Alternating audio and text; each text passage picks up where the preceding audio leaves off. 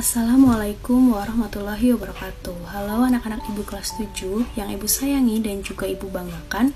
Bagaimana kabar kalian di rumah? Ibu harap kalian selalu berada dalam keadaan yang sehat tanpa kekurangan suatu apapun ya. Oke, kembali bertemu dengan Bu Meli. Kali ini kita akan membahas atau melanjutkan di bab yang ketiga, yaitu tentang persamaan linier satu variabel dan pertidaksamaan linier satu variabel. Dan submateri kita adalah tentang aljabar. Nanti kita akan membahas bentuk-bentuk dari aljabar, kemudian unsur-unsur yang terdapat dalam aljabar, dan juga contoh soal. Jadi persiapkan diri kalian dengan sebaik-baiknya, mempersiapkan alat tulis dan juga buku catatan dan juga buku paket. Dan juga jangan lupa untuk berdoa supaya kita diberikan kemudahan dan juga kelancaran dalam proses pembelajaran hari ini. Nah, sekarang kita akan membahas tentang persamaan linier satu variabel dan pertidaksamaan linier satu variabel. Di bab ketiga ini kita akan mengenal tentang bentuk dan unsur-unsur dari aljabar, ya. Oke. Sebelum memulai pembelajaran, Ibu ingatkan untuk kalian mematuhi protokol kesehatan guna mencegah penyebaran dari COVID-19 dengan memakai masker dengan baik dan benar, mencuci tangan dengan sabun dan juga air yang mengalir, menjaga jarak minimal 1 meter dengan orang lain, memperbanyak berdoa, ya, menghindari kerumunan, dan juga membatasi mobilitas supaya kita sama-sama terhindar dari virus corona ini. Oke, pada pertemuan kali ini kompetensi dasarnya 3.3 untuk pengetahuan menjelaskan persamaan dan pertidaksamaan linier satu variabel dan penyelesaiannya dengan mengaitkan pada pengertian bentuk aljabar dan operasi pada bentuk aljabar. Umumnya pada operasi penjumlahan, pengulangan, perkalian, dan juga pembagian. Serta untuk kompetensi dasar keterampilannya yaitu menyelesaikan masalah yang berkaitan dengan persamaan dan pertidaksamaan linier satu variabel. Sehingga tujuan pembelajaran hari ini diharapkan peserta didik dapat mengenal bentuk aljabar dengan baik serta bisa mengidentifikasi unsur-unsur apa saja dari bentuk aljabar itu secara benar. Oke. Kita melakukan ilustrasi atau melihat ilustrasi ini terlebih dahulu ya, supaya kita bisa mengenal bentuk aljabar itu dari masalah kontekstual atau masalah nyata yang kita lalui di kehidupan sehari-hari. Suatu ketika terjadi percakapan antara Pak Erik dan Pak Thohir. Mereka berdua baru saja membeli buku di suatu toko grosir. Pak Erik berkata, "Pak Thohir, kelihatannya beli buku tulis banyak sekali." Pak Thohir lalu berkata, "Iya Pak, ini pesanan dari sekolah saya. Saya beli 2 kardus dan 3 buku. Pak Erik beli apa aja?" Terus Pak Erik menjawab, "Saya hanya beli 5 buku Pak. Buku ini untuk anak saya yang kelas 7 SMP. Dalam percakapan tersebut terlihat 2 orang yaitu Pak Erik dan Pak Thohir yang menyatakan banyak buku dengan satuan yang berbeda. Kalau Pak Thohir dia menyatakan jumlah buku dalam satuan kardus ya. Dia membeli 2 kardus dan juga 3 buku. Sedangkan kalau Pak Erik dia langsung menyebutkan banyak buku yang ia beli yaitu dalam satuan buku. Dia hanya membeli 5 buah buku. Nah, kalau kita buat bentuk aljabarnya ya, di sini mereka kan sama-sama membeli, jadi mereka adalah pembeli. Kemudian kalau Pak Thohir dia membeli 2 kardus buku dan 3 buah buku. Ya. Jadi di sini gambarnya ada 2 kardus dan juga ada 3 buah buku. Ya. Nah, kalau Pak Thohir ini kita buat bentuk aljabarnya, bentuknya menjadi 2x ditambah 3. Nah, kalau Pak Erik, dia hanya membeli 5 buah buku, ya, jadi hanya membeli 5 buah buku. Bentuk aljabar dari Pak Erik ini adalah 5. Oke. Nah, dari tabel tersebut di atas, simbol X itu menyatakan banyak buku yang ada di dalam kardus. Dan simbol X tersebut itu bisa memiliki sembarang bilangan. Misalnya, seperti bentuk aljabar 2X ditambah 3 ini. Ya, dengan simbol X-nya tadi menyatakan banyaknya buku yang ada di dalam kardus. Nah, simbol X ini tadi Bu bilang bisa mewakili sembarang bilangan. Jadi kalau kita misalkan X-nya itu adalah 12 ya, berarti di dalam satu kardus ini terdapat 12 buku. Ya, berarti kalau jumlah semua yang diberi Pak Thohir ya tinggal dikalikan saja nanti ya. 2 dikali 12 ditambah 3. Kalau misalkan simbol X ini mewakilkan bilangannya adalah 10 ya, berarti di dalam satu kardus itu terdapat 10 buku. Ya, gitu. Jadi simbol X ini mewakili banyaknya buku yang ada di dalam kardus, serta simbol X ini bisa mewakili sembarang bilangan ya. Oke. Nah, bentuk aljabar itu memiliki unsur-unsur sebagai berikut. Yang pertama ada koefisien. Ya, koefisien adalah angka yang memiliki pasangan berupa variabel. Sedangkan variabel sendiri adalah berupa huruf kecil dari A, S, D, sampai Z. Jadi hurufnya harus dilambangkan dengan huruf kecil. Ya, tidak boleh huruf kapital, harus huruf kecil yang hurufnya itu dimulai dari A sampai Z. Jadi bebas ya. Kemudian ada suku.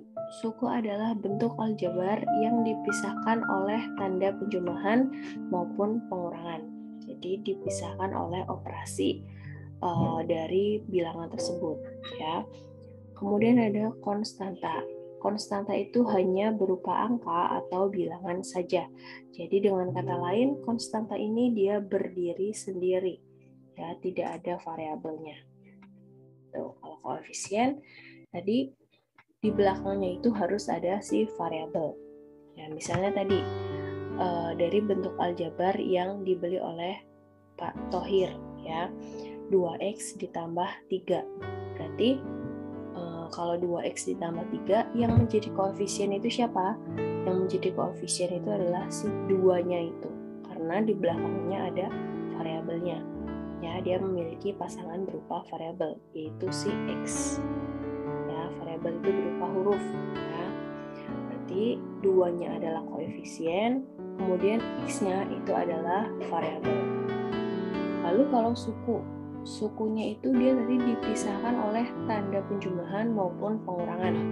Berarti kalau 2x ditambah 3, sukunya ada 2 ya anak-anak. Suku pertama adalah 2x dan suku kedua adalah 3. Betul. Terus kalau konstantanya, konstanta hanya berupa angka atau bilangan saja, dia berdiri sendiri. Berarti kalau dari 2x ditambah 3, konstantanya adalah 3. Ya, dia tidak ada variabelnya, jadi dia berdiri sendiri ya, berupa angka atau bilangan saja.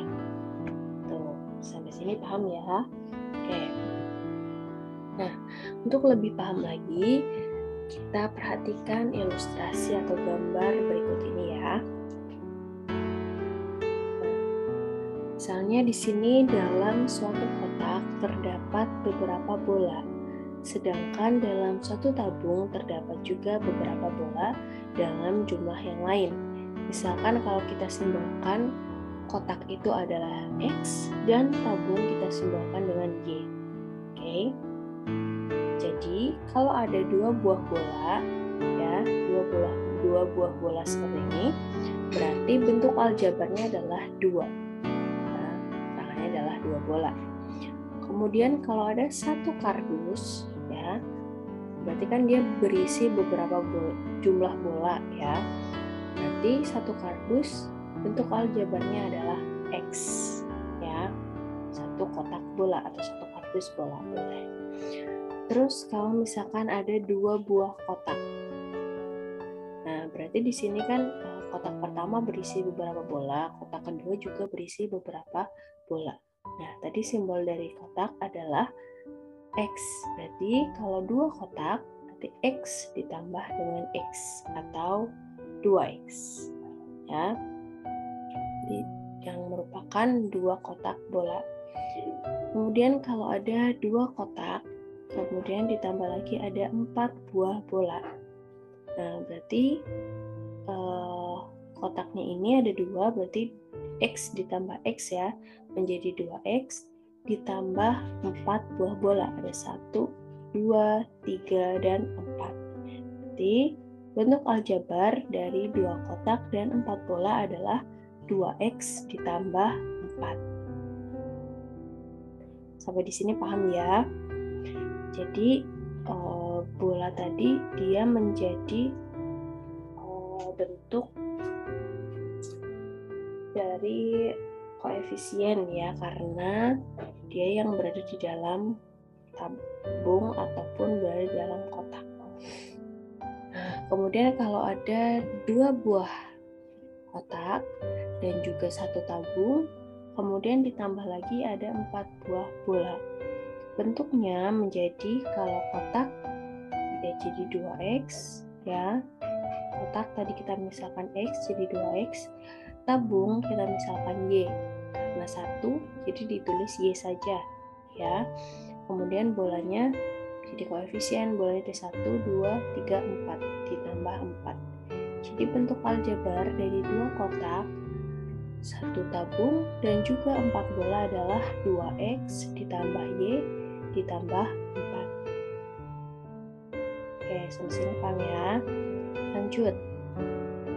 Kalau ada 2 buah kotak, 3 buah tabung, dan juga 6 buah bola. Ya, bentuk aljabarnya seperti apa? 2 kotak tadi berarti satu kotaknya adalah X, berarti X ditambah X sama dengan 2X. Tabung, ya, kita misalkan tadi Y. Jadi satu tabungnya ini Y ditambah Y ditambah Y menjadi 3Y.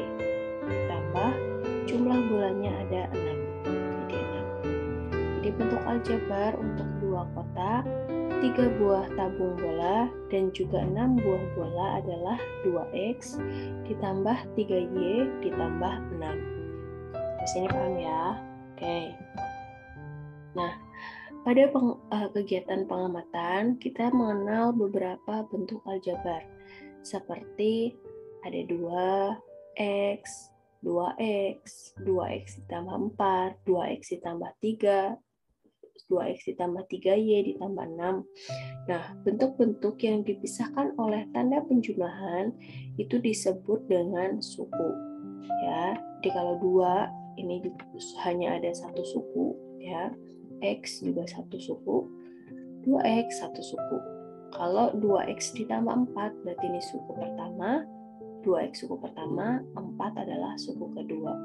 Kalau 2X ditambah 3Y ditambah 6 berarti 2X adalah suku pertama, 3Y adalah suku kedua, dan 6 adalah suku ketiga.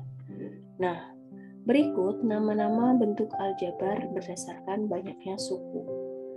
Kalau 2X dan 2X itu disebut dengan suku 1 ya, atau monomial. Dia terdiri dari satu suku ya, atau monomial. Mono itu 1. Kemudian kalau 2X ditambah 4, 2X suku pertama, 4 adalah suku kedua. Itu disebut sebagai suku 2 atau binomial ya. Kalau 2X ditambah 3Y ditambah 6, ya ini suku pertama, suku kedua, dan suku ketiga.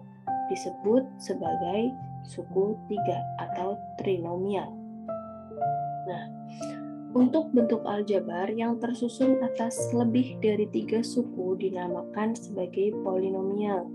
Contohnya, 4X ditambah 9 ditambah 5X ditambah 2. Itu terdapat 4 suku. Berarti disebut sebagai polinomial. Pokoknya harus lebih dari 3 suku. Nah, kalau pada bentuk 2X ditambah 4, kita coba jabarkan unsur-unsur aljabarnya. Ya, 2X ditambah 4. Nah, berarti Berarti 2 itu disebut sebagai koefisien karena dia berada di depan variabel, ya, atau dia berpasangan dengan variabel. Nah, X itu disebut sebagai variabel karena dia merupakan huruf, ya, huruf kecil. Variabel itu disimbolkan dengan huruf kecil dari A sampai Z. Sedangkan 4 disebut dengan konstanta karena dia merupakan bilangan tunggal yang berdiri sendiri. Itu ya. Jadi tidak ada variabelnya. Dia disebut konstanta. Nah, nih ya. Kita coba lihat kalau 2X ditambah 4, ya. 2X itu adalah suku pertama, 4 adalah suku kedua. Kalau kita jabarkan lagi, ya, berarti 2-nya adalah koefisien, X-nya adalah variabel, dan 4-nya adalah konstanta. Nah, dari ilustrasi tersebut, nah, coba kalian ungkapkan dengan bahasa kalian, ya, apakah yang dimaksud dengan koefisien, variabel, dan juga konstanta, ya. Oke, kita coba lihat contoh soal berikut. Sederhanakan bentuk aljabar 4X ditambah 9 dikurangi 5X dikurangi 2. Oke, kita coba sederhanakan ya. Yang pertama, kita kelompokkan suku-suku yang sejenis. Ya, suku-suku yang sejenis itu maksudnya apa? Jadi kalau misalkan ada variabel, ya, dikelompokkan dengan variabel. Kalau yang ada konstanta dikelompokkan dengan yang pada konstantanya. Nah, di sini 4X dikelompokkan dengan 5X, ya. Jadi dibuat 4X dikurangi dengan 5X. Kemudian ditambah 9, ya, dikurangi dengan 2. Oke. Terus selanjutnya 4 dikurangi 5, jadi negatif 1X ditambah 7. Nah, negatif 1X selanjutnya boleh hanya ditulis dengan negatif X. Demikian juga dengan 1X boleh hanya ditulis dengan X. Ya, dengan demikian bentuk sederhana dari 4X ditambah 9 dikurangi 5X dikurangi 2 adalah negatif X ditambah 7. Contoh soal yang kedua. Sederhanakan bentuk aljabar 2X ditambah 3Y ditambah 4X dikurangi 5Y. Kita kelompokkan dulu suku-suku yang sejenis, ya. Di sini ada yang bervariabel X, ada yang bervariabel Y. Kita kelompokkan yang variabelnya X dulu, ya. Berarti 2X ditambah dengan 4X. Kemudian kita kelompokkan yang variabelnya Y, yaitu ditambah 3Y dikurangi 5Y. Ya, jadi kita bisa buat 2 ditambah 4, ya, di dalam kurung X. Ya, kemudian yang ini 3 dikurangi 5 dalam kurung Y. Nah, sekarang tinggal kita jumlahkan atau kurangkan koefisien suku-suku yang sejenis tersebut sehingga menjadi 2 ditambah 4 6, ya, berarti 6X. Kemudian 3 dikurangi 5 adalah minus 2. Jadi di sini adalah minus 2Y. Positif ketemu dengan minus, berarti di sini adalah minus 2Y. Jadi bentuk sederhana dari 2X ditambah 3Y ditambah 4X dikurangi 5Y adalah 6X dikurangi 2Y. Paham ya sampai sini ya? Jadi setiap kalian disuruh untuk menyederhanakan bentuk aljabar, kalian ingat kalian harus kelompokkan suku-sukunya dulu yang sejenis, ya. Kalau ada yang sama mempunyai variabel X, kalian kelompokkan. Kalau ada yang punya variabel Y, kalian kelompokkan, ya. Kalau ada yang punya konstanta, ya juga kalian kelompokkan. Nah, nanti Kalau sudah dikelompokkan, koefisiennya bisa kalian jumlahkan.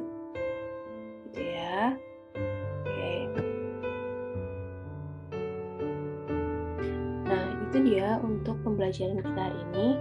Jadi tidak ada tugas ya.